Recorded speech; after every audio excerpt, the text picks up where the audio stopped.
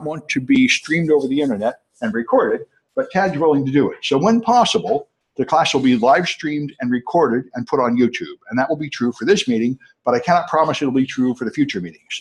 Anyway, let me do the administrative stuff. There is a first day handout. CNIT 10 is a seminar course. There is no textbook and no final exam or any exams. All it is visiting speakers that come and talk to you about what's happening in the industry, what training you should get, what kind of jobs are out there, or just war stories of what happens on the real job. Because as you probably have noticed, if you take classes at a college, you learn less than half of what you need to know. You learn stuff that's in textbooks, but in the real world, you need to know a bunch of stuff that's not in the textbooks. So this is the one thing we do to try to bring in the truth from the other part of the world that is not in your textbook. And so you get graded just on attendance. I'll pass around a sheet, put your name on there so I can read it. And you get 10 points for each talk you attend. There's 6 talks, and that determines your grade. So I have 3 speakers lined up and 3 dates that are not lined up. I will find speakers for these dates, hopefully, and we'll have 6 talks through the semester. Everybody is free to come to the talks, even if you're not enrolled in the course. If you're in any of my other courses, it's worth extra credit. If you're just interested, it's fine. It's available for anybody to come. But if you're officially taking a course, then you have to get a grade. And so here's how it works. I take those attendance sheets, and that's it. You get 10 points per talk, and 60 is an A, 50 is a B, and so on. If you miss a talk and you want to make it up, you can go to some other talk someplace. There's meetups, there's training sessions, there's OpenDNS has a late night talk, OWASP has meetups. You go take a talk somewhere else and let me know about it. That's just as good as these. But get out there and meet somebody in industry. That's the point. Hear what they have to say so you find out the truth about things. And here's a few. Pacific IT Pros is fine. Linux users groups, Macworld, RSA, DEF CON. Well, DEF CON doesn't happen during the semester, but anything like that is fine. You would think people couldn't cheat in here, but they totally do. I had a guy that tried to get an A by telling he earned extra credit for going to Pacific IT Pros last week. And I was the speaker at Pacific IT Pros, and it wasn't until next week. And I'm like, did I miss my presentation? That would be rude. So I emailed him. I said, who was the speaker? And he's, I think I made a mistake. And I say, yeah, I think you made a mistake. Anyway, so, you know, if you find some way to cheat, which is kind of an accomplishment, then, you know, I have the right to, like, give you an F or something. But hopefully nobody will be doing that sort of nonsense. I would have thought there's no way to cheat in this class, but there's always some way to cheat if you're vigorous enough. Anyway, so does anybody have any questions? If you need an ad code, I'll have them later. I think I'll do them after the talk because Tad's all set to go, I think. This is Tad Whitaker, agreed to come here. I'll start a piece of paper going around to put your name on. Yeah, go ahead. And let me bring up his slides, and I'll get out of the way. You're being streamed and recorded. Great. And so put your name on this so you get points. Hey, how's everybody doing? So I met Sam over Twitter. Does anybody raise your hand if you follow him on Twitter? Oh, that's good. Okay, the rest of you, seriously, Twitter is your friend. I'm not joking. I have it. I think it's probably the single best education source for security. If you ask me, I have it completely. I don't follow anything funny on there. I don't follow any intentionally funny. I don't follow any of my friends, none of my coworkers. I just have it set up like a security feed. That's it. And believe me, there's plenty of funny crap that comes on there from that. But honestly, like, that's my continuing education source. There's no finer thing, and he's one of the best things on there. Yeah, and same thing. Twitter is your news feed for InfoSec. Totally. Right. Yeah, there's absolutely no equivalent to it. So this is my talk, how I got into InfoSec after being a newspaper reporter and getting a degree in journalism in 1999. I gave this same talk last week at an OWASP meeting, and Sam asked me to do kind of the same thing. So I come from Wyoming, and I started off in journalism. Thought I wanted to be an investigative reporter for the New York Times or the Wall Street Journal or something like that. And the way that journalism used to work is you started at a little small company, little newspaper, 2,000 circulation, and then you worked your way up to like a regional thing, and then hopefully if you got noticed there, then you got to go to the New York Times or something like that. And my first job here out of college was at Bay City News Service, which is like the Associated Press, but for the 9 Bay Area counties. And I worked my way up from there to the Marin Independent Journal, which is the newspaper in Marin. The very first thing that I really got to cover that was of substance was that the California energy crisis. Raise your hands if you know what that is. Okay, what is it, or what was it? Enron and a bunch of guys tried to get $300 a month for electricity. Yes. With a lot of skullduggery and bad stuff. Yes. And that's why I put up the clothesline. That's great. That is a great anecdote.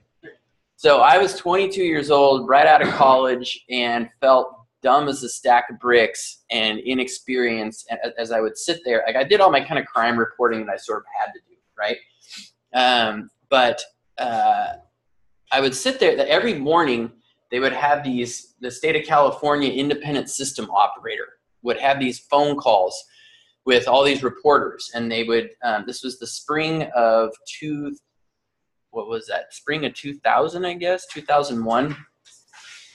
And I kid you not, for those of you that don't know what this thing was like, for almost a year, every morning, California was short of electricity, and it was like living in Baghdad, where you would wake up and the radio broadcast would say there's going to be brownouts in all of San Francisco County today. Well, and we're not totally sure if San Francisco General is going to have enough electricity, so they're buying diesel-powered generators to make sure the hospital is working.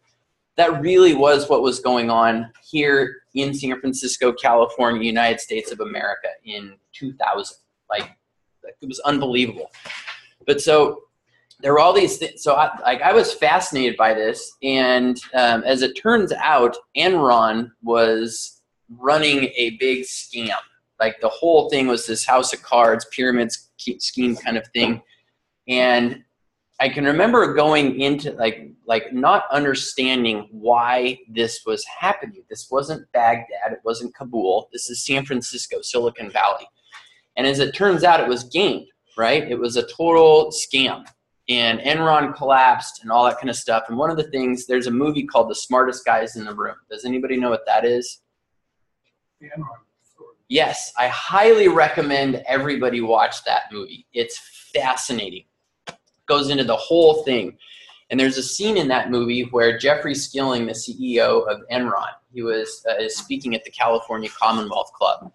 And I think he was the highest paid CEO in the world that year. He got like $163 million in stock options, and he was this master of the universe guy.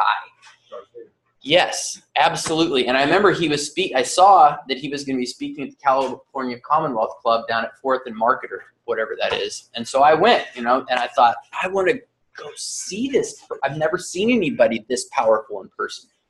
So I went, and in the movie, you see somebody throw a pie at him.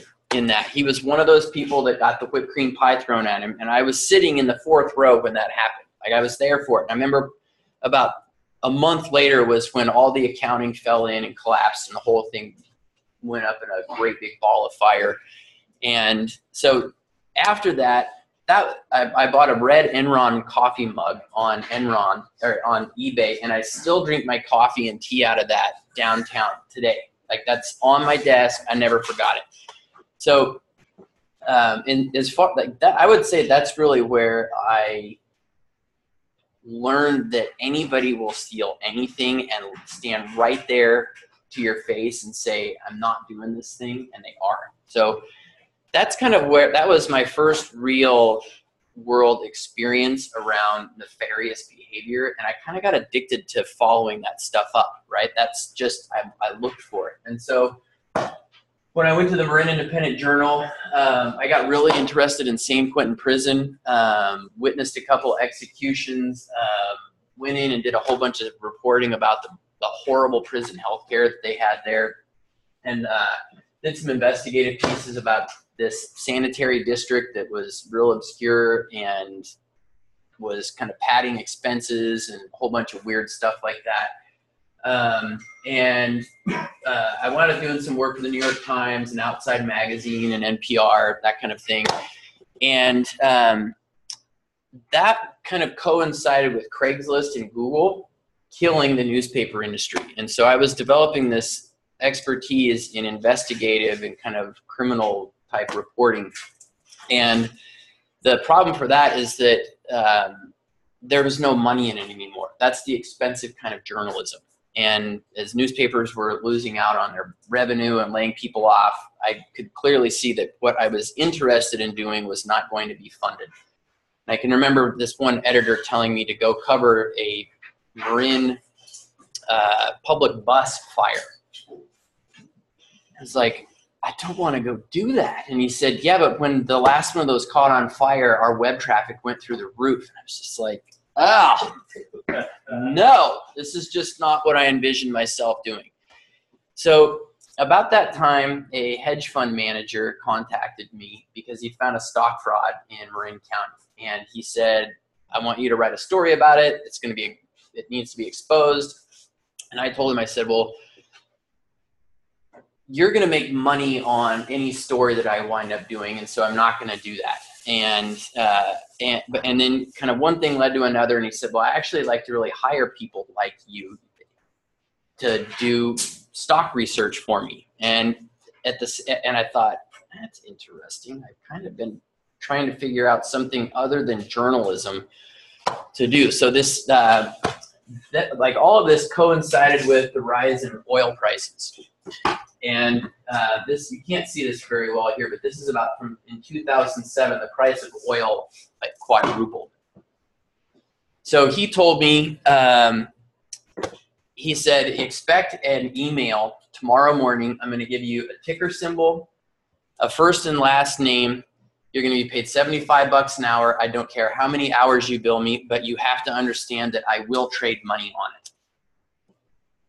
Okay.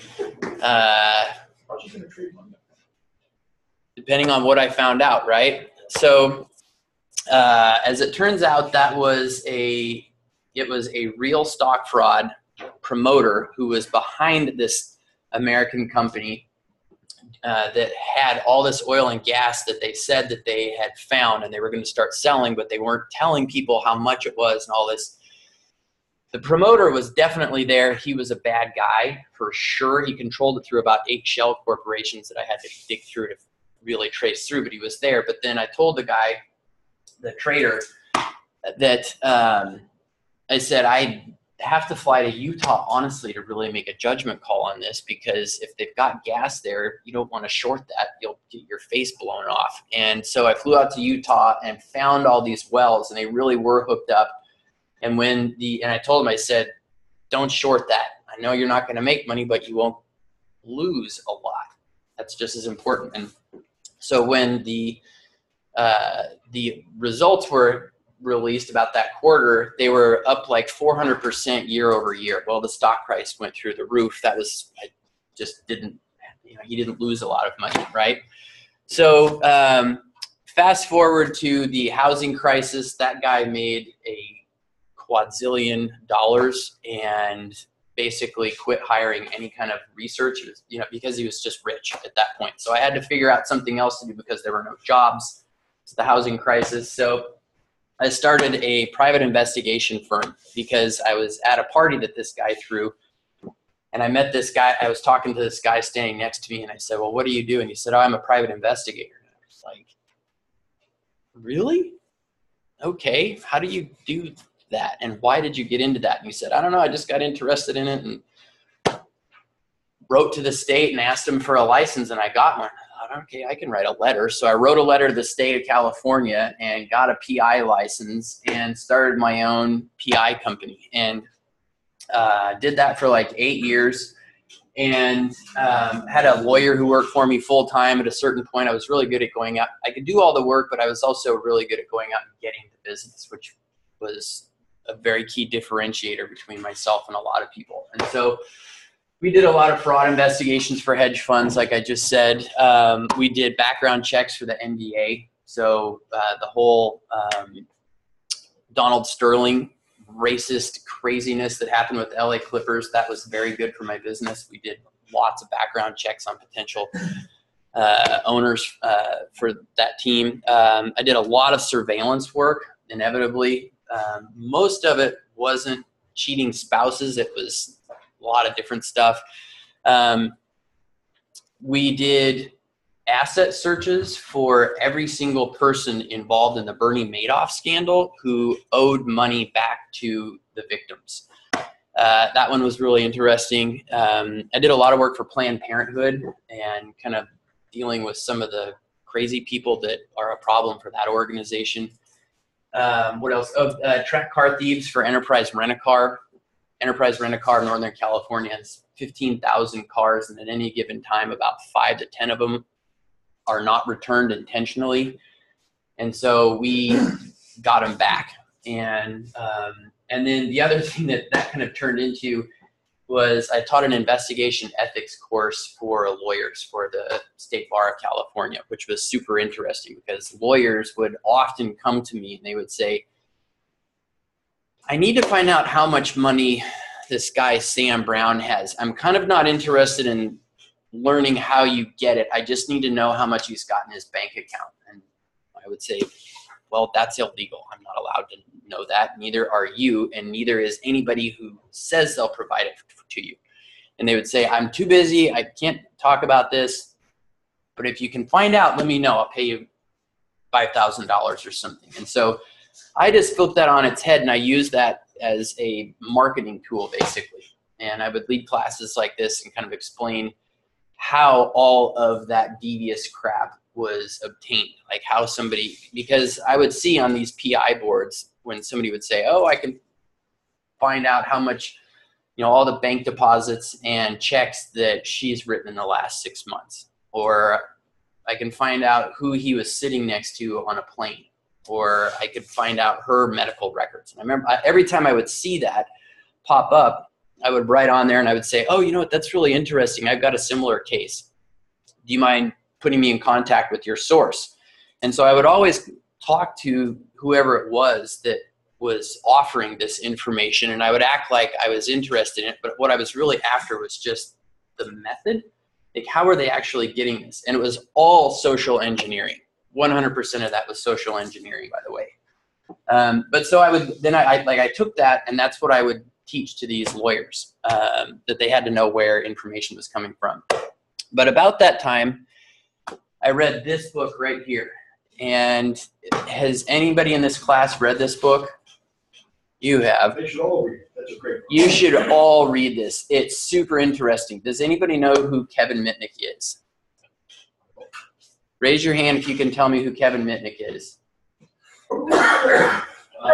Everybody pay attention. This is critical. I don't know if I have a detailed story committed to memory, but actor in the 90s went to prison for a while. Most famous for a judge accused him of being able to whistle into a telephone and launch nuclear missiles. Yeah. And now he's a very wealthy consultant. Yes. That's it. Kevin Mitnick is probably the most famous hacker of all time, and he got into it through phone phreaking, which is whistling into phones and that kind of thing. Is this Captain Crunch? No. Crunch is different. So Kevin Mitnick was thrown in prison and dragged in front of Congress and all this stuff. He was put in prison, and this is the book that he wrote when the statute of limitations ran out on prosecuting him for anything that they didn't know about. So as soon as he knew they couldn't prosecute him for everything, he wrote a book to make some money. And that was the book right there. Highly recommend it. Yes? What year was that? Did this come out? Yeah, I would have read that in maybe 2010-ish. He's asking when it happened, though, which is the 90s. When he was listening. Oh, that was all in the 90s. there's an anecdote that he tells in there where he was in a jail cell somewhere in Utah, I think, and they had a phone on the wall that he was so dangerous with a phone that they had to give him the access to talk to his lawyer. And they had a phone, I want to say, that was mounted on the wall across from his jail cell that had no keypad on it. And it was supposed to just be a direct dial, line to his attorney. But he somehow figured out a way, I think this is what he says in it, he figured out a way to get the jailer to hand it to him, and he would whistle into it. He would hit the thing a whole bunch of times and whistle or something, and that would somehow short out or alter whatever was going on in the phone, and he could make phone calls on it. So I never saw that, but that's one of the anecdotes in this book. It's awesome. So one of the things that's super interesting about it, though, is that I always had this idea that hacking was super technical and you had to be a whiz at math and you needed to have a CS degree to do it, and Kevin Mitnick was none of that. And I remember reading this book and thinking, if he can do it, I can totally figure this crap out. It's just persistence. That's it. You don't have to be necessarily smart. You just have to be persistent. So about that time, there were these things called software boot camps that had just come out. And I read about this one that did Python, and I was like, well, I'll take that. Why not? I've spent a certain amount of money every year on continuing education. And I signed up for this thing, learned some Python, and became obsessed with it to a point where I wasn't really running my PI business like I really should. So I wound up going to these to meetups, like Sam was just suggesting. And I went to this Python meetup, and I met this guy who was the co-founder of this company called Distiller. He spent like an hour and a half talking to me at 9 o'clock at night on a Tuesday about entry-level Python stuff. And I remember thinking, wow, this is such a cool community. Everybody is so supportive, right?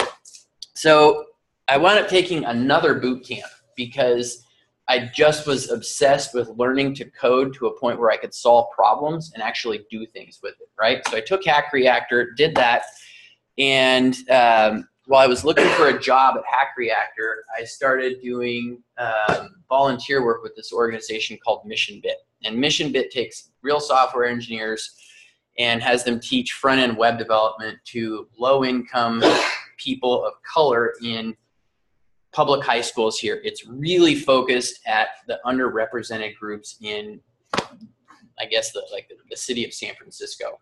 Their teachers come from our program. Oh, really? Yeah. Okay. Yeah. So I did it exactly. So I did a two-month one of those, and while I was looking for a job, I went to DEF CON. I had always wanted to go. Sam and I discovered, weirdly, that we are both volunteers with the Wall of Sheep. Did not know that until about 30 minutes ago, but I started volunteering with the Wall of Sheep and going to OWASP meetings. And this was all while I was supposed to be getting a job as a software developer using React and Mongo and all these front-end web technologies that I'd learned at Hack Reactor. And that's what I thought I was supposed to be doing. But this is what I was really interested in. It was the nefarious side of the tech world, right?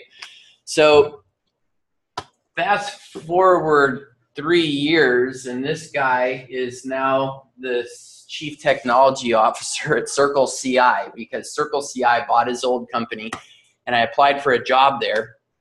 And he liked that I had been doing all this volunteer work. That was a real big, important thing to him. And so he hired me, same guy, he hired me as a support engineer at CircleCI. And does anybody know what that company does or what we do? Okay, so we help software engineering teams test their code faster, basically. And we run their tests, and if their code passes their test, then we deploy it. It's an awesome technology. It's running around like gangbusters. I've got lots of stickers over there for everybody who wants them. A bunch of swag over there. So I was initially hired as a support engineer at CircleCI because we have a very difficult platform. It's a complicated process. The customers are software engineers, so you're not dealing with your grandma, you're dealing with somebody, an engineer at Facebook, actually, who's stuck and irritated that he's stuck because they usually assume it's our problem and not their flaky tests. But so I was hired on as a support engineer to learn how CircleCI worked, but then also to teach myself Clojure, which is the language that we use there.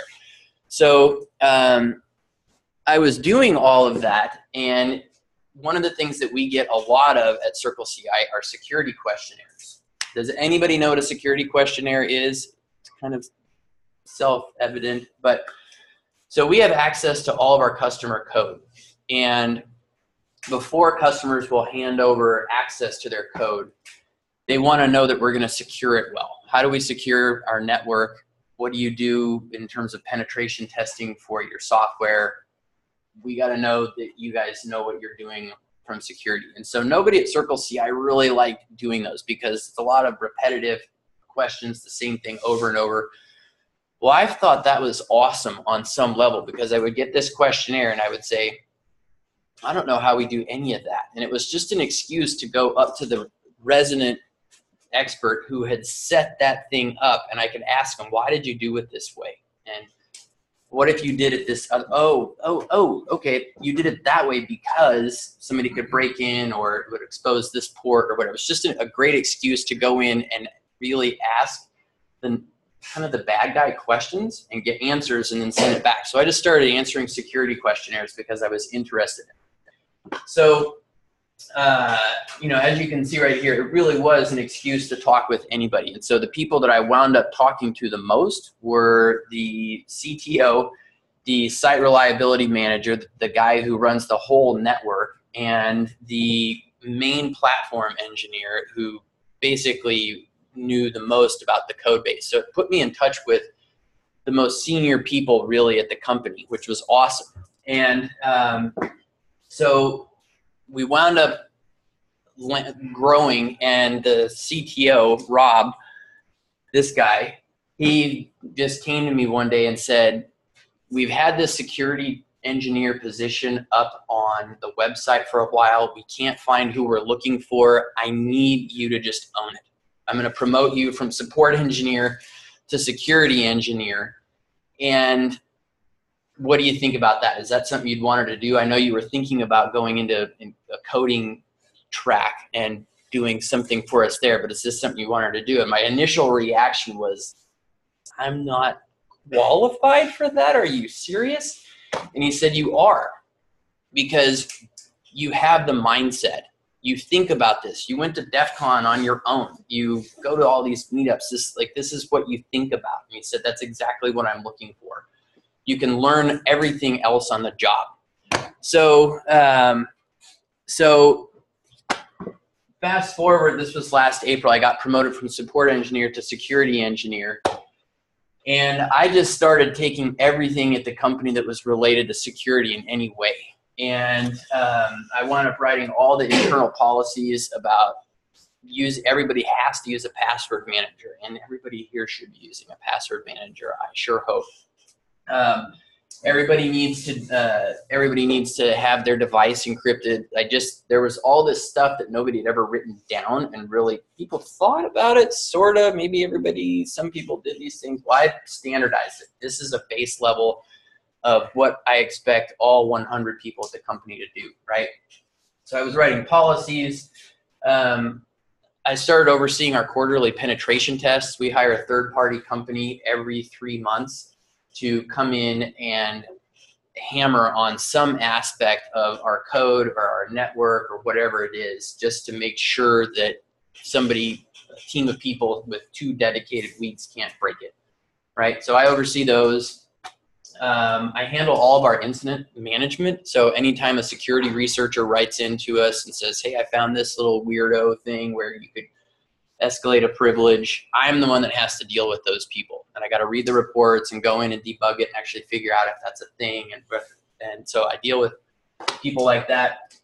Another big thing that I'm kind of doing right now is doing an audit of all the info that we handle with sessions and cookies, because we track kind of people, our users, movement across the website for a bunch of different reasons. But the European Union has a bunch of compliance stuff that's going to be coming out where handling the people's personal identifying information is going to be a lot harder if you want to do business in Europe. So I'm basically overseeing an audit of what we collect on people, why we collect it, and then working with the engineering team to make sure that we're handling it in a good way. So that's kind of what I do now. I'm just as surprised as anybody that I got a security engineer job, because it seemed really difficult and I didn't know what to do. And oh my gosh, everybody seems so knowledgeable. So I guess, like, what did I learn through this process? Always be curious and follow that wherever it goes. And honestly, just because you're in a security class right now does not mean that this is what you're supposed to be doing. Security is a really hot field right now, and there's a lot of stuff going on with it. And if you're doing a really good job at it, you can make a lot of money, which is all really great. But you will never be great unless you are fascinated by it. And I was telling Sam that this guy came to a meeting last week and asked me afterward, he said, well, how do I develop that mindset, like the same mindset that you have? And I just said, go home and watch a bad guy movie tonight and identify with the bad guy. Don't root for the cop. And then tomorrow night, go home and binge watch Narcos, and then watch Breaking Bad. And I just said, I don't know, like that's what I do. That's the stuff I'm interested in. And more than anything, though, persevere. Seriously, no matter what you're interested in, if you are super psyched on it, and it doesn't have to be security, but if you are super psyched on it, whatever you're doing is going to involve a process of discovery, and follow that, because I guarantee it won't take you very long before you're breaking ground or you know enough that somebody really needs your knowledge. So again, it doesn't have to be security, but if you are interested in that mindset and that passion, absolutely hireable for sure, because that's the whole reason that my boss hired me, was just the mindset. He said, I know this is what you sit there and think about all day, not how to build the system, but how to break it. And that's what I need, is somebody who just sits there and thinks about how to exploit what we built. So persevere. Don't be afraid to ask others for help. I went to the wall of sheep and just said, I'm not a security engineer. I don't know. I can't teach a class, but I want to volunteer. And they said, great. Staff the door and help run cables and pass out stickers. And so I did that the first year. And I started going to OWASP meetings, and I sat there and asked my current boss, when he was at a different place, for help on a Tuesday night about Python. You know, like, believe me, there are people out there who want to help you get into what you want to get into. So don't be afraid to ask for help. And then most importantly, as soon as you do learn something, start helping others, like I kind of did with the MissionBit thing. That's also what really got me my job. That's really what made Rob say, wow, you like this stuff so much that you are willing to help bring up a group of high schoolers, right? So help others. And to that degree, this is a tweet that I got on January 3rd. You can't really see it right here. But I'll read it for everybody up here. It says, hi, I recently came across your profile on Medium, and I just wanted to reach out and say that you do a fantastic job of explaining and providing resources in each of your blog posts. I'm a young college student who got into InfoSec a little over a year ago, but only started gaining professional experience 3 or 4 months ago. And I have to say that a lot of resources out there that, like you've mentioned, provide the general theory behind things, but the posts and links you provide definitely give me confidence that I can perform tasks on my own. Just wanted to show my appreciation. So thank you for what you do, and I look forward to your future posts. And so this was just some random guy outside Philadelphia who wrote to me about my Twitter feed and my Medium blog posts. And so I said, did you find the GitHub repo with all the security questions on there. And so you can find that here or here. I've told Sam about this, but when I got the job as a security engineer, I thought, oh my gosh, what do I need to know? And so I went to Glassdoor.com. This was like a year ago. I went to Glassdoor.com on a Saturday and read through every single question that users had been given in a security engineer interview. So a lot of people go to these job interviews at Salesforce or Google or Facebook, and you sit down across from this master of the universe at Facebook, and they say, okay, explain what Kerberos is. Well, you might not know what that is, but somebody got that in an interview somewhere, and when they got home, they posted it to Glassdoor. I got this at Facebook. Or explain what a two-way handshake is. Actually, how that works. And so people just posted hundreds of these things up there. And so I went and I grabbed every single one that was unique and threw them in a text file. And at the end, I had about 60 or 70 unique ones. And I broke those out into subject matter buckets. And this was all just in about 3 hours. And then I just threw it up on my GitHub, which is here.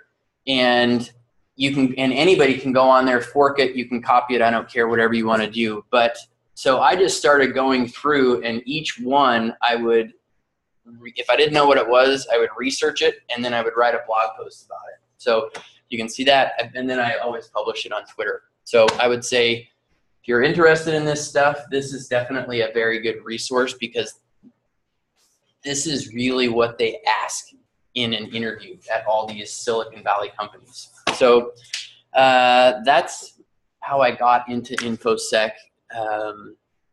That's my thing. I'm happy to answer any questions if anybody has them. Go for it. What's your name? Ronald. Ronald. Okay, you go on the interview, you probably say, show me what you got. Like that. Yeah. Show me. Don't talk. Yeah. Don't talk. Code. Yeah. Show me how you did this. Yeah. Some of them do. Yeah, some of them do that. Yeah, a lot of them will ask you to build something for sure. Yeah, a lot of them will ask you to build something for sure. I've actually never been on a security engineer interview personally. I got promoted from within. But if I had to go on one, I would for sure know everything. I think it's /security _ interview questions or something. But you were telling me about the training from Hack Reactor about the whiteboard. You should say oh, okay, got it. Yeah, well, that's a good point. So at Hack Reactor, one of the things that they do is the first. So Hack Reactor, is anybody familiar with Hack Reactor? So it's a boot camp that has an extremely high job placement rating and with a lot of money. I want to say like the average grad earns like $110,000 a year, and one of the ways that they make that happen is you have to know how to code basically before you come in. And then the first 6 weeks is all technology. You learn Angular, you learn Node, you learn Mongo and Postgres and all this stuff. But then the second 6 weeks is really dedicated to learning how to interview. And so they have you do lots of whiteboarding. They have you just stand there in front of 4 people and they say, okay, reverse this string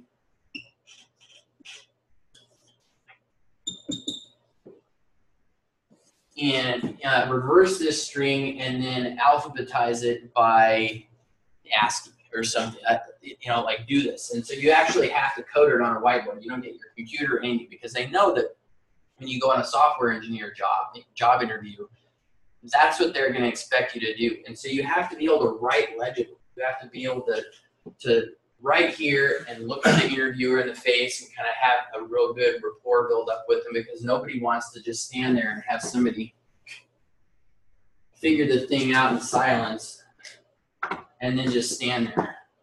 Nobody wants to work with that person. What they want to be able to work with is somebody that they can solve problems with and that they can relate to, and that would be a really good person to be in whiteboarding sessions with. So there's a soft skill aspect of the interviewing process that they really groom Hack Reactor grads with. Another thing that they make you do is they make you do pair programming and learn how to code things live in front of people. So you've got your text editor, and being able to get to the solution isn't necessarily the only important thing. You need to learn how to get to a solution and talk about it while you're doing it. And so, yeah, they have a whole interview prep aspect of the last 6 weeks. So, and you know, you can Google that, you can read about it or watch it on YouTube. They have a lot on that, but that's definitely one of the really key things. And that's actually why, one of the reasons why I wound up going through and looking at those interview questions, because at Hack Reactor, they as soon as you graduate, they say, just do toy problems. Don't worry about building anything with React or making a Twitter clone or a game. Like, don't mess around with that. Just go on leetcode.com or any of these websites that have toy problems, like this one that I just explained. Go on and just crank through those things like they're calisthenics, because that's what you're going to be asked in the job interview. They're not going to ask you about any of the technology. They just want to see how fast you can chop wood with kind of brainless things like this. So, but if you're going to mention Hack Reactor, you should mention the price. That's going to be a big issue. oh yeah, Hack Reactor is 18 grand. At least it was when I was there for 3 months. It's expensive, but it's worth it. Everybody, I think we had 20 people in my cohort, and I landed at CircleCI.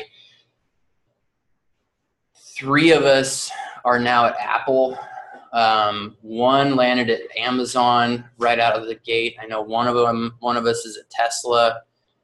Another one is at Twitter. So these aren't just, you're not going to be doing brainless web development for your grandma's pizza shop or anything. These are like the real big. Another one wound up at Microsoft. So yeah, it's expensive, but a really big part of that, you need to learn how to code for sure, but every one of those companies is kind of famous for having an arduous interview process. And so you need to prepare for your interview and know how to interview well, just as much as you need to learn how to code.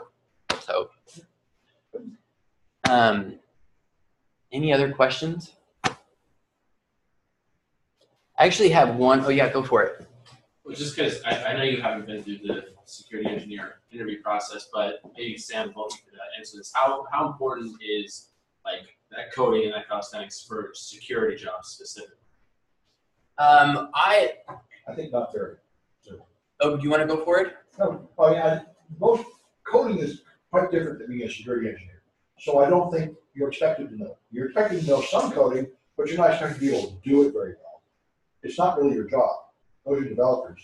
It's typically quite different. That's my answer. That's definitely true. I would say one of the hardest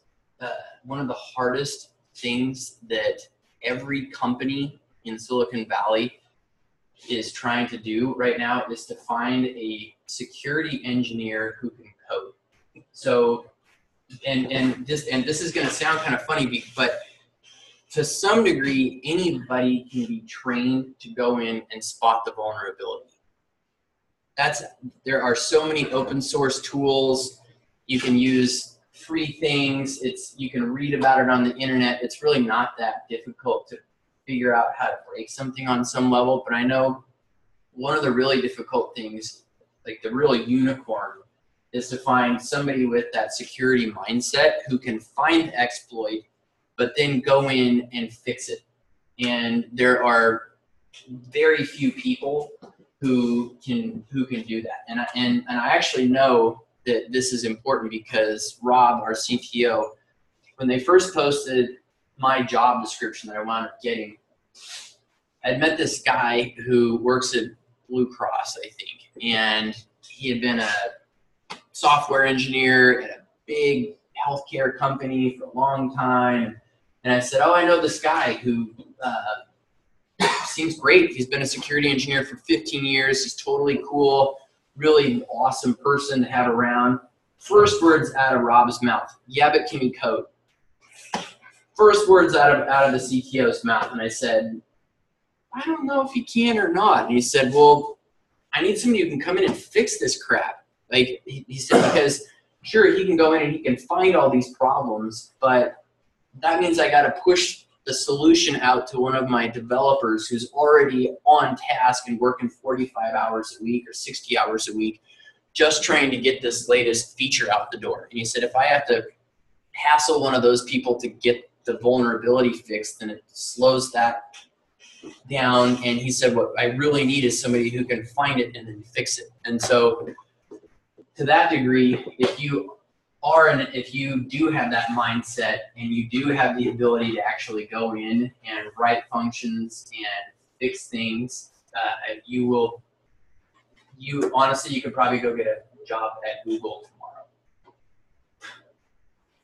That's what I would say right now. We're looking for that person right now at CircleCI. Yeah, what's your name? Mike. I just feel like my journalism, you write it, there's an editor, you hand it to him, he looks at it, he goes, blue pencil, red pencil, whatever, do that again. Isn't it? I mean, it sounds like it. Kinda. I picture, Patrick Tracy and some guys pounding on a computer. Yeah. So, that's what I would say. Honestly, it's not that difficult to go and to find the vulnerabilities, but if you can really do that, if you can fix it, you're more than just a security engineer. You're more than just a developer. That's where 1 + 1 really does equal 3, I would say. Any other questions or at all? Great. Okay, thank you. Yeah. If you want to add codes, I got them, but that's it. I'll stop the Zoom so we have a recording. Oh, one other thing. Honestly, follow me on Twitter or any of that, and I will respond to every interview question you have, any inquiry. If you don't understand something that I wrote about on my blog, if you found an error, seriously, I am totally accessible and I want to help. I want to help in any way that I can because I understand how difficult it can be to kind of get in, to feel like you got imposter syndrome. To get rid of that by reaching out and honestly finding people like Sam or me to just help let you know that it's okay.